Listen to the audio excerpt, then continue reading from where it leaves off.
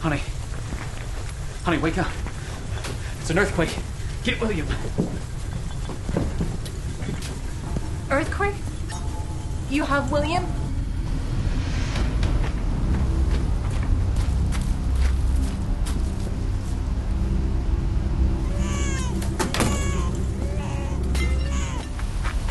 Where's William? I thought you got him. I thought you said you had him. No, I told you to go get him. Oh, no.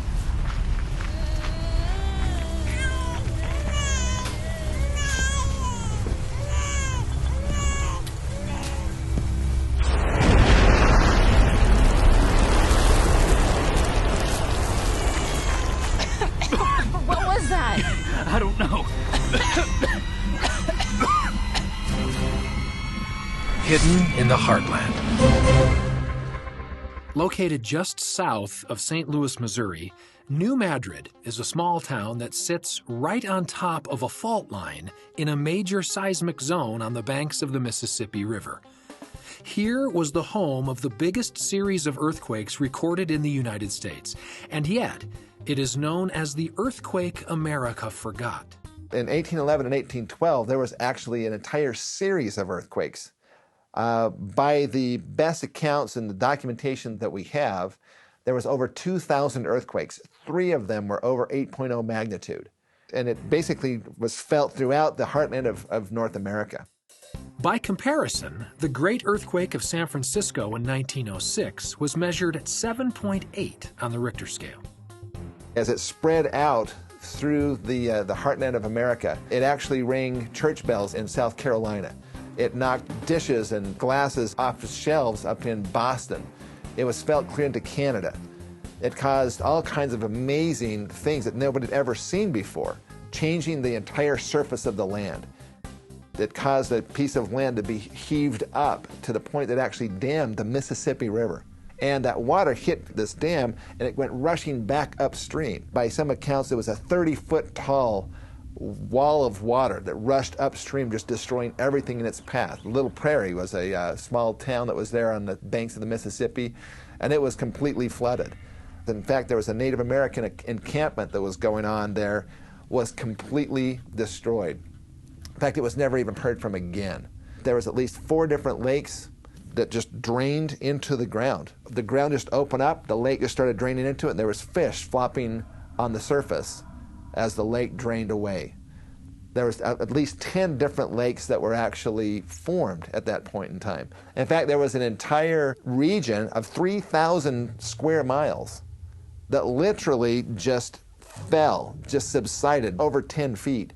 The Mississippi River, because of the damming of it, poured into the massive depression and caused a huge lake to form in just a few hours. Reelfoot Lake didn't exist before 1812, having been created as a result of the lowering of the land and the flooding of the Mississippi River. Evidence of this comes from the existence of the bald cypress trees, which survived the flood. These trees have a special root system called knees, which form a bulb at the base. Years after the earthquake, the trees created a second bulb where the water level peaked. Also, thick vapors of sulfur were recorded by many eyewitnesses in a book called The Earthquake America Forgot. Underlying the Mississippi River Valley, there's 3,000 feet of sediments that are underneath there. And when this shaking happens, it causes the ground to pressurize, and it causes all kinds of other interesting things, like, for example, sand geysers. There's a whole region down there is actually a different color if you look at it on Google Earth, because of the amount of sand that was blasted up from the bowels of the earth. Down inside of there are different kinds of gases, things that have been decomposing and so forth, and that's 3,000 feet of sediment, and it's releasing these gases, and they can be either flammable, like methane gas, or it can be sulfur dioxide, for example, which is non-flammable. There's Eliza Bryan, and she became later a school teacher in the New Madrid area, and she wrote of her experience. She said, quote, "My ma tried to light the lamps, but the darkness was so dense, they didn't help at all." She spoke of the, quote, "the awful darkness of the atmosphere," unquote, during some of the daylight shocks. There were others. For example, Godfrey Lesueur, he said, quote, "a dense black cloud of vapor overshadowed the land." Another New Madrid resident exclaimed, "The air would be clear at first, but in 5 minutes it would become very black, and this darkness returned after each successive shock." This is another interesting one. It says, quote, "A vapor seemed to impregnate the atmosphere, had a disagreeable smell, and produce difficulty of respiration." The naturalist John James Audubon, he was the founder of the Audubon Society, he observed what may have been the same phenomena from a bluff in Kentucky. It was about 40 miles away from there. And on January the 23rd of 1812, this is when one of the largest earthquakes hit, he said, quote, "I saw a sudden and strange darkness rising from the western horizon and heard what I imagined to be the distant rumbling of a violent tornado." This is from this minister.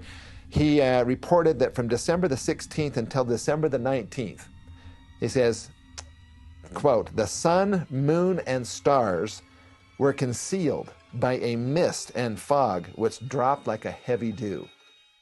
Archaeological evidence shows that this was not the first time a quake of this magnitude existed. Dates suggest that sand blows as a result of earthquakes erupted around 1400 AD, 900 AD, 300 AD, and even before the time of Christ. The recorded death count of the 1811 and 1812 quakes were estimated to be about 100 people, but this was at a time when the westward expansion was still young. With today's infrastructure, it's estimated that up to 11 million people would be affected.